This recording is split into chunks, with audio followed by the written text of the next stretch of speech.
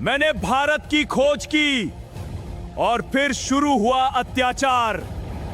ने 15वीं सदी, जब भारत सोने की चिड़िया कहलाता था, दुनिया की बड़ी शक्तियों की नजर इस धरती पर थी। लेकिन व्यापार के नाम पर आने वाले कुछ लोग धीरे धीरे भारत की आत्मा पर हमला करने लगे।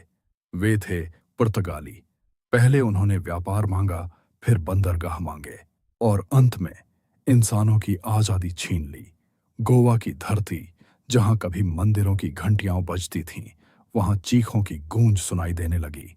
धर्म परिवर्तन, यातनाएं, मंदिरों का विनाश और एक ऐसा काला अध्याय जिसे इतिहास की किताबों में बहुत कम बताया गया।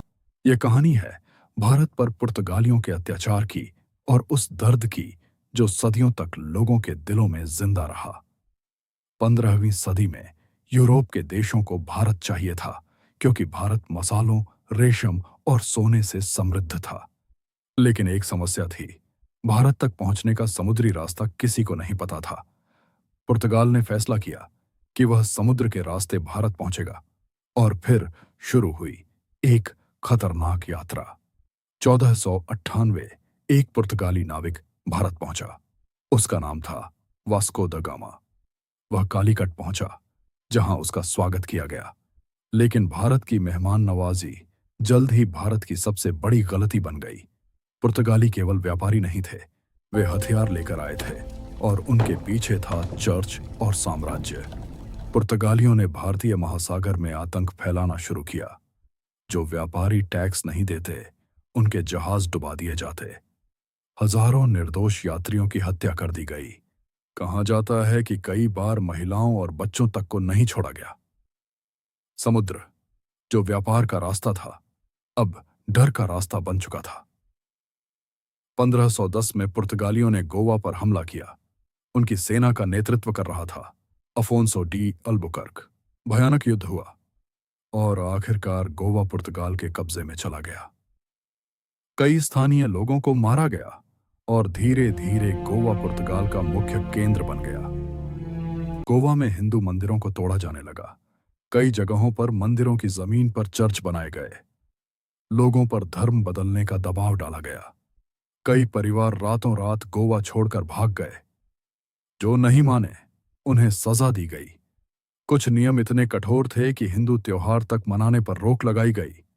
1560 गोवा में शुरू हुई एक भयानक व्यवस्था, गोवा इंक्विजिशन। यह धार्मिक अदालत थी, जहां लोगों पर शक होने मात्र से सजा दी जाती थी। लोगों को जेल में डाला जाता, पूछताछ होती और कठोर यातनाएं दी जाती। कई लोगों को अपने धर्म और परंपराएं छोड़ने के लिए मजबूर किया गया। इतिहासकारों के अनुसार इस दौर में भय का ऐसा माहौल था कि लोग खुलकर अपनी पहचान तक नहीं बता पाते थे। लेकिन अत्याचार हमेशा नहीं चलता। धीरे धीरे पुर्तगालियों के खिलाफ विरोध शुरू हुआ। कई स्थानीय राजाओं और लोगों ने संघर्ष किया। समय के साथ मराठाओं का प्रभाव बढ़ा और पुर्तगाली शक्ति कमजोर होने लगी। ब्रिटिश शक्ति बढ़ने लगी थी और पुर्तगाल धीरे धीरे कमजोर हो रहा था। लेकिन गोवा अभी भी पुर्तगाल के कब्जे में था। 1947 में भारत आजाद हुआ, लेकिन गोवा आजाद नहीं था। 1961 भारत सरकार ने गोवा को मुक्त कराने का फैसला किया। ऑपरेशन विजय शुरू हुआ। कुछ ही समय में पुर्तगाली शासन समाप्त हो गया और गोवा फिर से भारत का हिस्सा बन गया। इतिहास केवल जीत की कहानी नहीं होता, वह दर्द की याद भी होता है। भारत पर पुर्तगालियों का शासन एक ऐसा अध्याय था जहां व्यापार के नाम पर सत्ता आई और सत्ता के साथ आया अत्याचार। लेकिन हर अंधेरा खत्म होता है। गोवा आज आजाद है और इतिहास हमें याद दिलाता है कि किसी भी कीमत पर आजादी और संस्कृति की रक्षा जरूरी है। अगर आपको यह डॉक्यूमेंट्री पसंद आई हो तो वीडियो को शेयर करें और इतिहास को जानने की इस यात्रा में हमारे साथ जुड़ें।